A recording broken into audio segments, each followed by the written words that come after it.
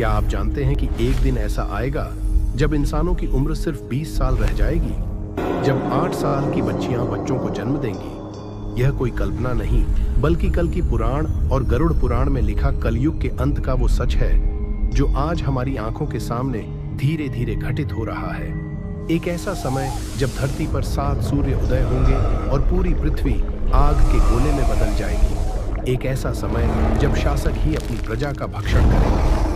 आज हम जानेंगे उन 5 पांडवों के अनुभव जिन्हें स्वयं श्री कृष्ण ने कलयुग का भविष्य दिखाने के लिए भेजा था, और जानेंगे गरुड़ पुराण के वो संकेत जो आपके रोंगटे खड़े कर देंगे।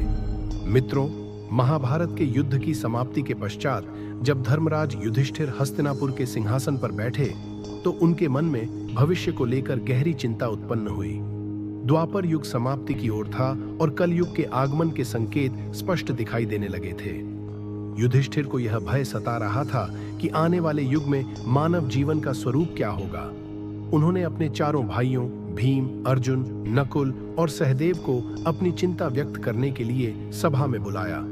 अर्जुन, जिनका हाथ सहज ही अपने गांडीव पर चला जाता था, ने चिंतित स्वर में पूछा, हे भ्राता, आप इतने व्याकुल क्यों हैं?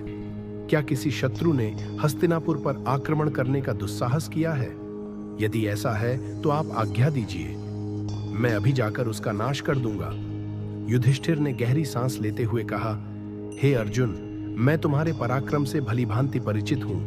मेरी चिंता किसी बाहरी शत्रु से नहीं, बल्कि भीतर से उत्पन्न होने वाले अंधकार यानी कलयुग के आगमन से है। मुझे भय है कि आने वाले समय में धर्म और सत्य की क्या स्थिति होगी।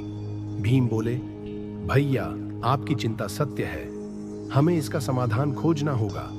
तब युधिष्ठिर ने गंभीर स्वर में कहा, मैंने निश्चय किया है कि हमें द्वारिकाधीश श्री कृष्ण के पास जाना चाहिए। केवल वही सर्वज्ञानी हैं और वही हमें इस चिंता से मुक्ति दिला सकते हैं। इस प्रकार सभी पांडव द्वारिका की ओर प्रस्थान करने लगे। द्वारिका की पवित्र नगरी में पहुंचकर पांडवों का भगवान श्री कृष्ण ने हार्दिक स्वागत किया। युधिष्ठिर ने उनके चरणों में प्रणाम करते हुए कहा, हे केशव, द्वापर युग अब समाप्त होने वाला है और कलयुग के संकेत दिखाई दे रहे हैं। मैं यह जानना चाहता हूं कि कलयुग में मानव का स्वभाव और आचरण कैसा होगा, वह किन कर्मों में लिप्त होगा और मोक्ष प्राप्ति के लिए उसे क्या करना होगा। श्री कृष्ण ने मुस्कुराते हुए कहा, हे धर्मराज, आपकी जिज्ञासा उचित है, किंतु इसका उत्तर मैं आपको सीधे नहीं दे सकता। शब्द अनुभव का स्थान नहीं ले सकते। इसके लिए आपको और आपके भाइयों को कुछ विशेष अनुभव प्राप्त करने होंगे। आप पांचों भाई अलग अलग दिशाओं में स्थित घने और रहस्यमय वनों में जाइए। वहां आपको कुछ विचित्र और अद्भुत दृश्य दिखाई देंगे। उन अनुभवों को अपनी आत्मा में अंकित करके मेरे पास लौटिए, तब मैं आपको कलयुग के प्रभावों के बारे में विस्तार से बताऊंगा। श्री कृष्ण की आज्ञा का पालन करते हुए पांडव अपने रथों से उतरे और पैदल ही वन की ओर चल पड़े। युधिष्ठिर एक घने वन में पहुंचे जहां सूर्य का प्रकाश भी धरती तक नहीं पहुंच पा रहा था। वहां उन्होंने एक विचित्र दृश्य देखा। एक विशालकाय हाथी खद्दहा था जिसके 2 सूंड थे। यह हाथी अपनी दोनों सूंडों से वन के पेड़ों को उखाड़ दहा रहा था, मानो उसकी शक्ति अतुलनीय हो। वह एक सूंड से पेड़ों को अपनी ओर खींचता और दूसरी सूंड से उन्हें दूर फेंकता। युधिष्ठिर आश्चर्यचकित हो गए। अर्जुन एक शांत और सुंदर वन में पहुंचे जहां पक्षियों की मधुर चहचहाट गूंज रही थी। वहां उन्होंने एक विशाल पक्षी देखा जिसके सुनहरे पंखों पर वेदों की रचाएं लिखी हुई थीं जो स्वयं चमक रही थीं। किंतु यह पवित्र दिखने वाला पक्षी नीचे जमीन पर पड़े मृत जीवों का सड़ता हुआ मांस खा रहा था। ज्ञान के प्रतीक पंखों पर पाप का भोजन। अर्जुन का गांडीवधारी हाथ कांप उठा। यह कैसा अधर्म था। भीम एक हरे भरे चारागाह में पहुंचे जहां गायों का झुंड चर रहा था। वहां उन्होंने देखा कि एक गाय ने अभी अभी एक सुंदर बछड़े को जन्म दिया है। वह अपनी ममता में उसे चाटने लगी, पर उसका चाटना इतना जोरदार और हिंसक था कि वह मासूम बछड़ा लहूलुहान हो गया और दर्द से कराहने लगा। भीम ने सोचा, यह कैसी ममता है जो अपने ही बच्चे को घायल कर रही है। सहदेव एक शांत जलाशय के पास पहुंचे जहां पास 7 कुएं थे। 6 कुओं में पानी लबालब भरा था, इतना कि बाहर छलक रहा था। किंतु सबसे गहरा और बड़ा बीच वाला कुआं पूरी तरह सूखा था। उसकी धरती फटी हुई थी। सहदेव ने इस दृश्य को देखकर सोचा कि यह क्या संकेत देता है। नकुल एक पर्वतीय क्षेत्र में पहुंचे। उन्होंने देखा कि एक विशाल शिला पहाड़ से लुढ़क रही थी, जो अपने रास्ते में आने वाले बड़े बड़े वृक्षों को उखाड़ रही थी। कोई भी उसे रोक नहीं पा रहा था, किंतु जैसे ही वह शिला एक छोटे से कोमल पौधे के पास पहुंची, वह उसके स्पर्श मात्र से रुक गई। नकुल इस दृश्य से स्तब्ध रह गए। मित्रों, ये पांचों दृश्य सिर्फ कोई घटना नहीं थे, बल्कि यह भविष्य में छिपे कलयुग के 5 कड़ियावे सत्यों का संकेत थे। पांडव हैरान और परेशान थे। अब कृष्ण इन रहस्यों से पर्दा उठाने वाले थे, लेकिन उसे जानने से पहले अगर आप ऐसे ही सनातन रहस्यों से जुड़ना चाहते हैं तो डिकोड द भारत चैनल को अभी सब्सक्राइब कर लें। शाम होते ही पांडव वन से लौटे और श्री कृष्ण के पास अपने अनुभव बताने पहुंचे। युधिष्ठिर ने कहा, हे प्रभु, मैंने 1-2 सूंडों वाला हाथी देखा। श्री कृष्ण ने कहा, हे धर्मराज, यह दृश्य दर्शाता है कि कलयुग में शासक और सत्ताधारी लोग 2 मुंह वाले होंगे। वे बोलेंगे कुछ और करेंगे कुछ। वे अपनी दोनों सूंडों से प्रजा का शोषण करेंगे। वे प्रजा से सेवा भी मांगेंगे और अपने स्वार्थ के लिए उनका दोहन भी करेंगे। अर्जुन ने बताया, प्रभु, मैंने एक पक्षी देखा जिसके पंखों पर वेद लिखे थे, किंतु वह मांस खा रहा था। श्री कृष्ण ने कहा, हे अर्जुन, कलयुग में ज्ञानी और गुरु कहलाने वाले लोग ज्ञान तो रखेंगे, किंतु उनका आचरण राक्षसी और अपवित्र होगा। वे धर्म और वेदों की बातें तो करेंगे, पर उनका उपयोग केवल धन और सम्मान कमाने के लिए करेंगे। उनका हृदय भोग विलास में लिप्त रहेगा। भीम ने कहा, प्रभु, मैंने एक गाय को अपने बछड़े को घायल करते देखा। श्री कृष्ण ने उत्तर दिया, हे भीम, कलयुग में माता पिता का अत्यधिक मोह और ममता ही बच्चों के विनाश का कारण बनेगी। वे अपने बच्चों को इतना लाड़ प्यार देंगे कि वे आत्मनिर्भर नहीं बन पाएंगे और उनका जीवन दिशाहीन हो जाएगा।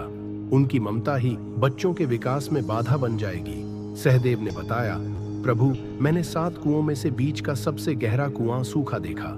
श्री कृष्ण ने कहा, हे सहदेव, कलयुग में लोग विवाह, उत्सव और दिखावे पर तो करोड़ों खर्च करेंगे, लेकिन उनके पड्डी ढोस में यदि कोई भूखा प्यासा होगा तो उसकी सहायता नहीं करेंगे। धनवानों के घर भरे रहेंगे, पर जरूरतमंद खाली हाथ रह जाएगा। स्वार्थ इस युग की पहचान होगा। नकुल ने कहा, प्रभु, एक विशाल शिला बड़े बड़े वृक्षों को उखाड़ रही थी, किंतु एक छोटा पौधा उसे रोक देता है। श्री कृष्ण ने कहा, हे नकुल, कल युग में धन, सत्ता और बाहुबल मनुष्य को पाप और पतन के रास्ते पर ले जाएंगे और उसे कोई नहीं रोक पाएगा, किंतु भगवान का नाम और सच्ची भक्ति, जो एक छोटे पौधे के समान कोमल है, वही मनुष्य को हर विनाश से बचाएगी। इसके बाद भगवान विष्णु ने गरुड़ध्वज पुराण में वर्णित कलयुग के अंत के और भी भयावह संकेतों के बारे में बताया, जो पांडवों के देखे गए दृश्यों से भी ज्यादा डरावने थे। गरुड़ध्वज पुराण के अनुसार कलयुग के अंत में मानव जीवन की आयु अत्यंत कम होकर मात्र 20 वर्ष रह जाएगी। लोग 12 वर्ष की आयु में ही बूढ़े होने लगेंगे। उनके बाल सफेद हो जाएंगे, चेहरों पर झुर्रियां पड्डे डच जाएंगी और शरीर कमजोर व रोगों से ग्रस्त हो जाएगा। स्त्रियां 8 से 9 वर्ष की छोटी आयु में ही गर्भ धारण करने लगेंगी। उनकी शारीरिक स्थिति इतनी कमजोर होगी कि वे बच्चों का पालन पोषण ठीक से नहीं कर पाएंगी। कलयुग के अंत में नैतिकता का इतना पतन हो जाएगा कि पतिव्रता स्त्रियां लगभग लुप्त हो जाएंगी। एक स्त्री कई पुरुषों के साथ संबंध स्थापित करेगी, जो सामाजिक और नैतिक पतन का स्पष्ट संकेत होगा। लोग पूजा पाठ, श्राद्ध और विवाह जैसे संस्कारों को पूरी तरह त्याग देंगे। प्रकृति का भीषण विनाश होगा।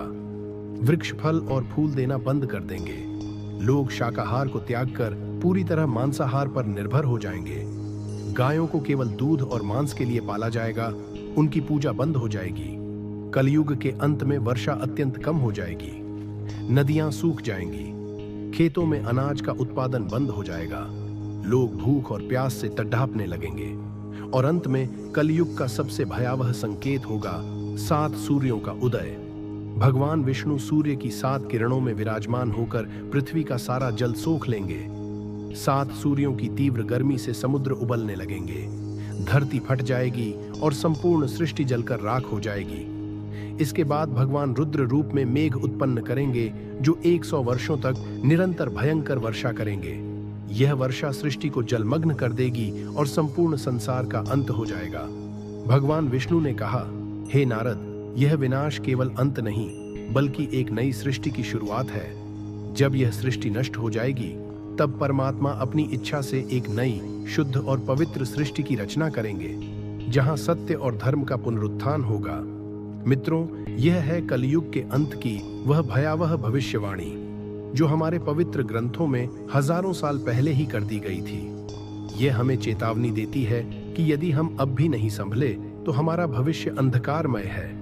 आपको यह रहस्यमयी जानकारी कैसी लगी, हमें कमेंट करके जरूर बताएं। इस गहरे ज्ञान और सनातन धर्म के ऐसे ही रहस्यों को समझने के लिए हमारे चैनल डिकोड द भारत को सब्सक्राइब करना न भूलें। इस वीडियो को लाइक करें और अपने परिवारजनों के साथ शेयर करें। कमेंट में जय श्री कृष्ण अवश्य लिखें।